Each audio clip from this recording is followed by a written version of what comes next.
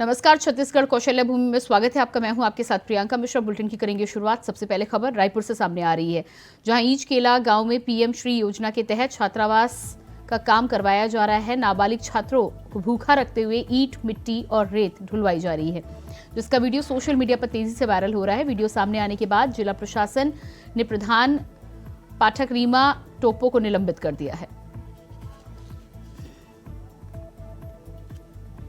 तो ये तस्वीर आप देख पा रहे हैं किस तरह से मासूम बच्चों से मजदूरी का काम यहां पर कराया जा रहा है। ईंट और बालू की ढुलाई कराई जा रही है। ये वीडियो सोशल मीडिया पर जोर शोर से वायरल हो रहा है।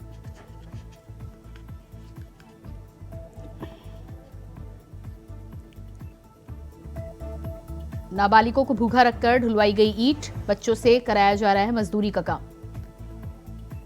तस्वीरें आप देख पा रहे हैं। पीएम श्री योजना के तहत बन रहे छात्रावास में बच्चों से कराया जा रहा है काम। नन्हे कंधों पर सरकारी बोझ।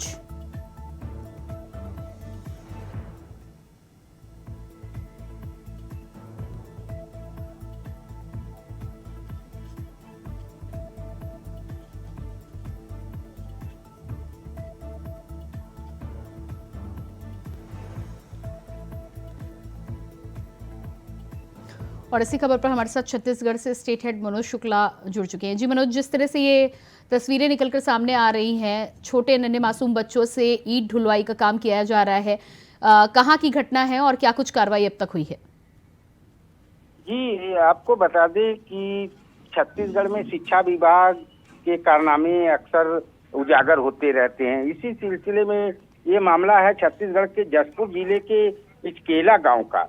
जी, वहां पर आपको बता दें कि पीएम श्री योजना के तहत छात्रावास का निर्माण हो रहा है जी। जिसे लेकर वहां के बच्चों से, जो नाबालिग बच्चे हैं, जानकारी के अनुसार ये बात सामने निकल कर आई है कि छात्रों को भूखा रखते हुए उनसे ईंट, मिट्टी, रेत की धुलाई करवाई जा रही है, जिसका वीडियो तेजी से वायरल राजधानी समेत पूरे छत्तीसगढ़ में हो रहा है। और जब ये मामला प्रशासन के संज्ञान में आया तो तत्काल प्रशासन ने लीपापोती करते हुए वहां स्कूल के प्रधान पाठक रीमा टोप्पो को निलंबित कर दिया।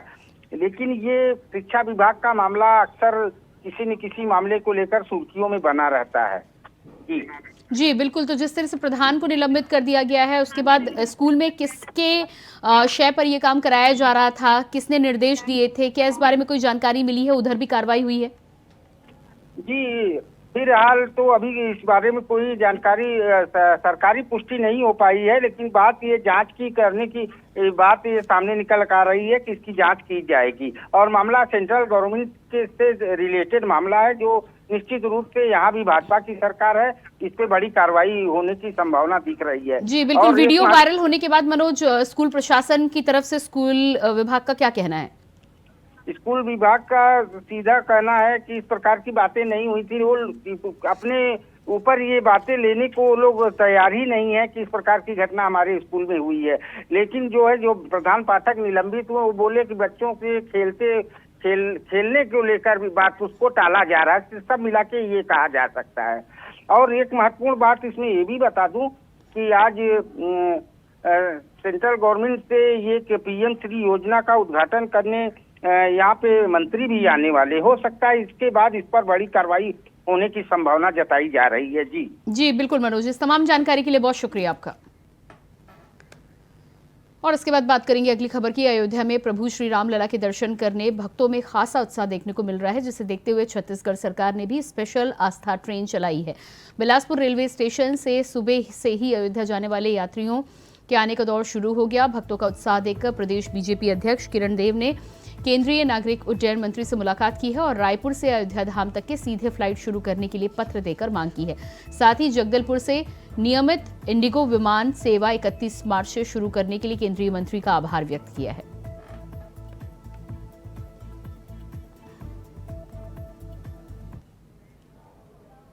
अगली खबर रायपुर से है, जहां पुलिस कॉलोनी अमली डी में पुलिस कैंटीन शुरू किया गया, जिसका आईजी अमरीश मिश्रा ने उद्घाटन किया है। बता दें कि कैंटीन में कम कीमत पर सामान मिलेगा। वहीं शुभारंभ के अवसर पर आईजी अमरीश मिश्र ने कहा है कि कल्याणकारी कार्य के लिए हम सभी को एक दूसरे के परिवार का ख्याल रखना चाहिए और जरूरत पड़ने पर एक दूसरे की मदद भी करनी चाहिए। कहा कि हम सभी को मिलकर ऐसी भावना का विकास करना चाहिए, जो सभी के लिए प्रभावी और कल्याणकारी कदम साबित हो।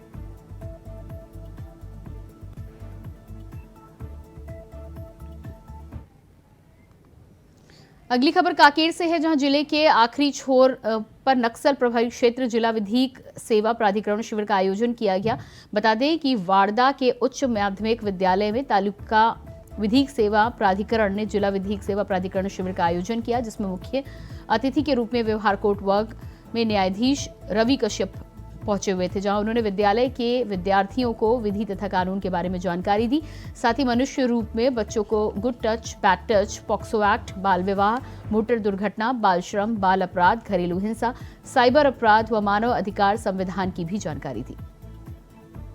कानूनी साक्षरता शिविर आयोजित किया गया था। श्रीमान आनंद ध्रुव जी, जो कि जिला विधिक सेवा समिति के अध्यक्ष हैं और जिला एवं सत्र न्यायाधीश हैं, जो कांकेर के हैं, और सचिव श्री डायमंड गिलहरे, जो जिला विधिक सेवा प्राधिकरण के सचिव हैं, उनके दिशा निर्देश पर आज वारदा स्कूल में हम लोगों ने कानूनी शिविर लगाया था, जिसमें 350 बच्चे उपस्थित थे और उन्हें कानूनी संबंधी जानकारी दी गई और उन्हें विद्यार्थी जीवन कैसे बिताना है, अपने व्यक्तित्व का विकास कैसे करना है, और इसके अलावा विभिन्न कानूनों के संबंध में जानकारी दी गई, जैसे कि मोटर व्हीकल एक्ट हो गए, घरेलू हिंसा हो गए, आपका पॉक्सो एक्ट हो गया, good touch and bad touch, इन सभी के बारे में उनको विस्तृत जानकारी दी गई और उनके उज्जवल भविष्य की कामना करते हुए उन्हें शुभेच्छा प्रदान की।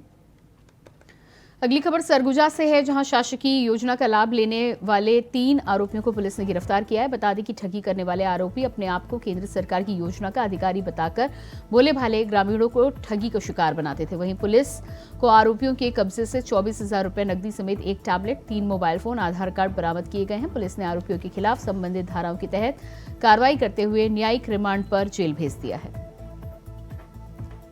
थाना बतौली और थाना रघुनाथपुर क्षेत्र में सूचना मिली कि 3 लोग जो है जो बाहरी लोग हैं, उनके द्वारा जो है प्रधानमंत्री आवास योजना और उज्ज्वला योजना के नाम से जो है पर्यवेक्षण अधिकारी बनकर जो है लोगों से ठगी की जा रही है करके सूचना पर जो है हम मुखबिर लगाए और हमारे पुलिस वाले भी लगे हुए थे। तब पता चला कि कुछ लोग गंगापुर एरिया में ऐसे संदिग्ध लोग घूम रहे करके, और जब उनसे पता तलाश किया गया तो गंगापुर के होटल में हम लोग को पता चला कि ये लोग यहाँ पे रुके हुए करके और ठगी करके कहीं से आए करके, जिसमें से 3 आरोपियों को जो है हिरासत में लेकर जब पूछताछ किया गया तो बताया कि स्वीकार किए लोग कि हाँ, हमारे द्वारा जो है रघुनाथपुर, बतौली और अन्य राज्यों में, जिलों में जो है ठगी गई है।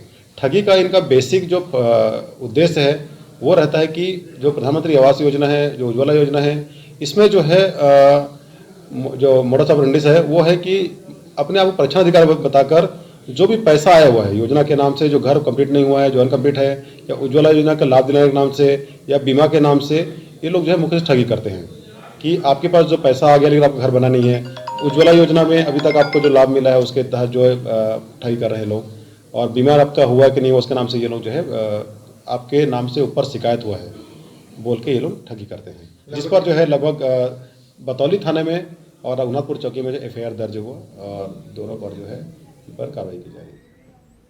खबर बिलासपुर से है, जहां युवक की हत्या का मामला सामने आया है, जिसको लेकर मृतक के पिता ने गृह मंत्री से फोन पर न्याय की गुहार लगाई है। बता दें कि पिता ने अपराधियों के अवैध मकान पर बुलडोजर चलवाने की मांग की है, जिस पर डिप्टी सीएम और गृह मंत्री विजय शर्मा ने पीड़ित परिजनों को आरोपियों के खिलाफ कड़ी कार्रवाई करने का आश्वासन दिया है।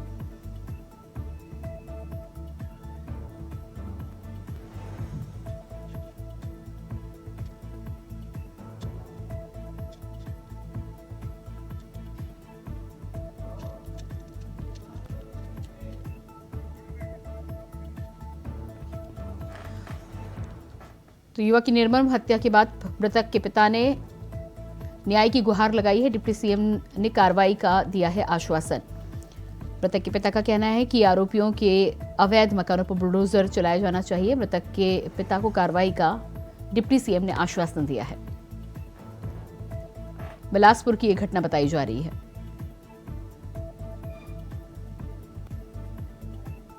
आरोपियों पर बुलडोजर की कार्रवाई की गई मांग।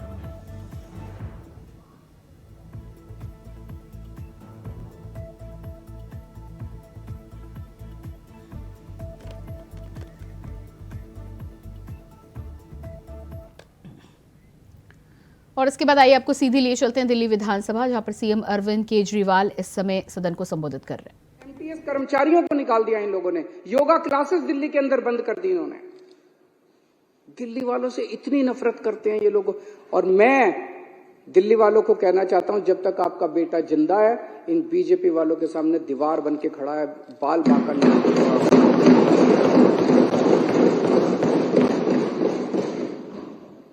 और अब ये इस स्कीम का विरोध कर रहे हैं। मुझे बेहद खुशी है, अभी इन्होंने बिदुड़ी साहब ने कहा कि हम स्कीम का विरोध नहीं कर रहे। अगर आप स्कीम का विरोध नहीं करते बिदुड़ी जी, राजनीति एक तरफ है। आपसे मेरा निवेदन है, आप ही के एलजी हैं, आप ही की पार्टी के हैं, आप एक बार सारे जाके, आप सारा क्रेडिट आपका, मैं लाल किले के ऊपर खड़ा होकर चिल्लाऊंगा जोर जोर से कि बीजेपी वालों ने कराया, वोट बीजेपी वालों को दे देना। मैं बोलूंगा कि बीजेपी वालों ने कराया, वोट के लिए कर रहे हो, और तो कोई कारण नहीं है। वोट आप ले लो सारे, हमें नहीं चाहिए वोट, हमें तो सेवा करने का मौका मिला है। यही भगवान ने कोई पुराने जन्म में पुण्य किए होंगे हम लोगों ने, जो हमें ये मौका दे दिया भगवान ने। ये सारी चीजें लेके मैं एलजी साहब के पास गया। मैंने एलजी साहब को बताया, मैंने कहा एलजी साहब ये धमकी दी जा रही है अफसरों को, उनको कहा जा रहा है कि अगर तुमने खबरदार अगर ये स्कीम पास कर दी तो तुमको बख्शेंगे नहीं।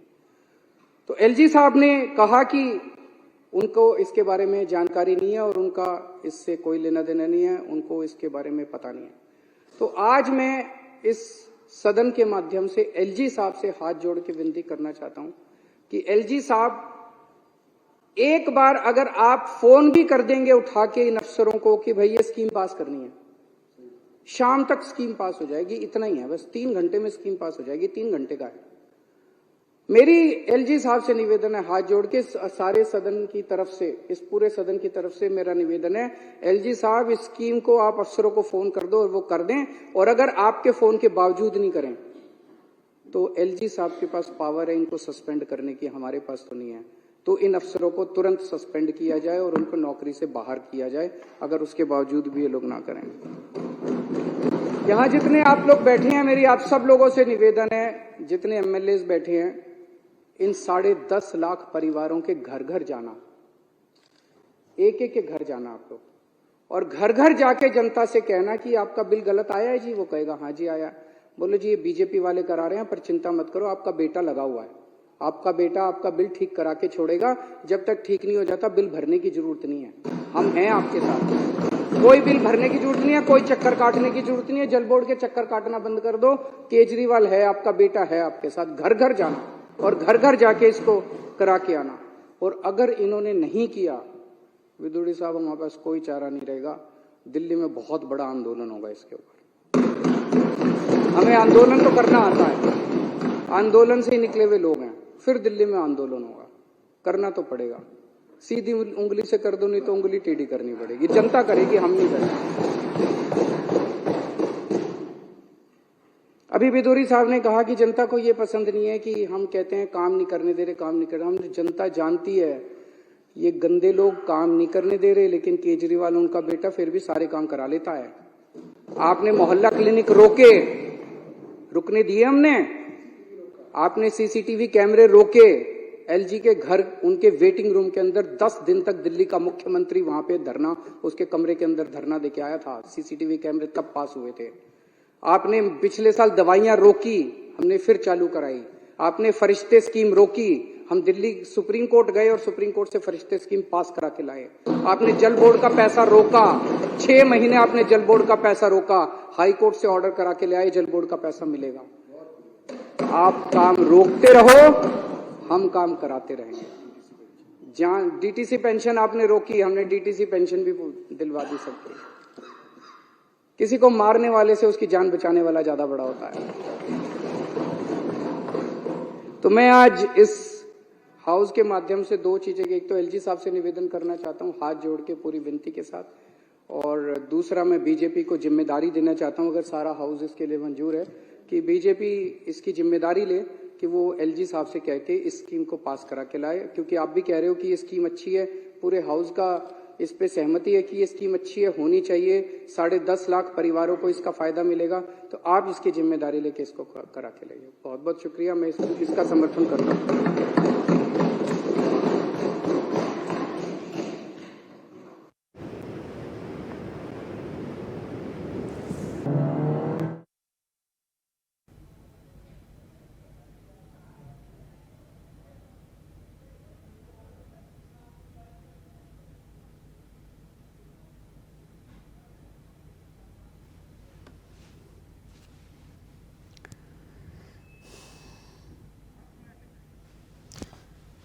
तो आप देख पा रहे हैं दिल्ली विधानसभा से सीएम अरविंद केजरीवाल को दिल्ली में बिजली को लेकर विशेष योजना पर मुख्यमंत्री अरविंद केजरीवाल का कहना है कि 10 लाख 10.5 लाख परिवारों के लिए योजना को लेकर आए हैं और इसका लाभ दिल्ली वासियों को मिलेगा। और इसी के साथ फिलहाल इस बुलेटिन में इतना ही। खबरों के लिए बने रहिए इंडिया वॉइस के साथ। नमस्कार।